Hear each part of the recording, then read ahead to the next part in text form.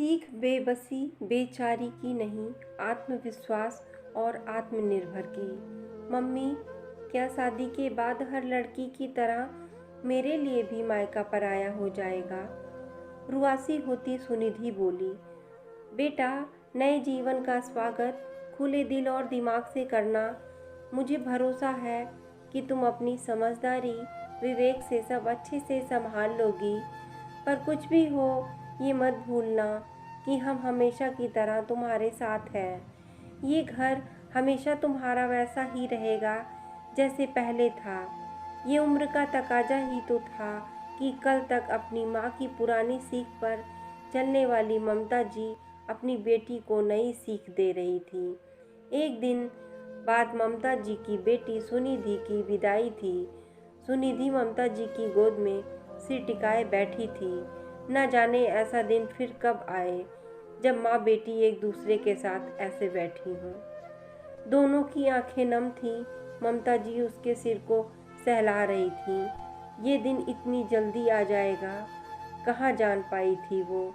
मानो कल की ही बात है जब उसकी छोटी सी सुनिधि की खिलखिलाहट पूरा घर गूंज उठता था।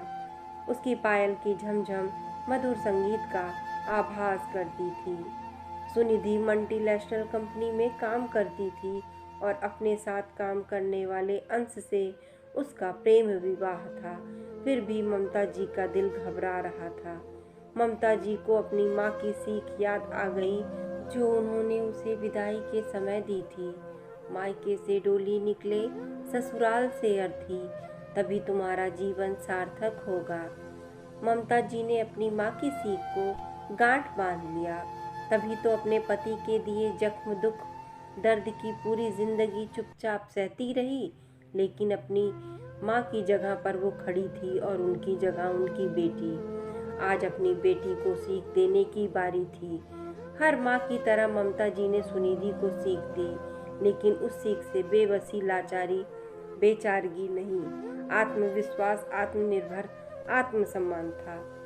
सुनिधि ध्यान से अपनी मम्मी की बातों को सुन रही थी। ममता जी के कहे एक एक शब्द उसे भरोसा दे रहे थे कि पुराना कुछ नहीं बदल सकता, नए को अपनाना है।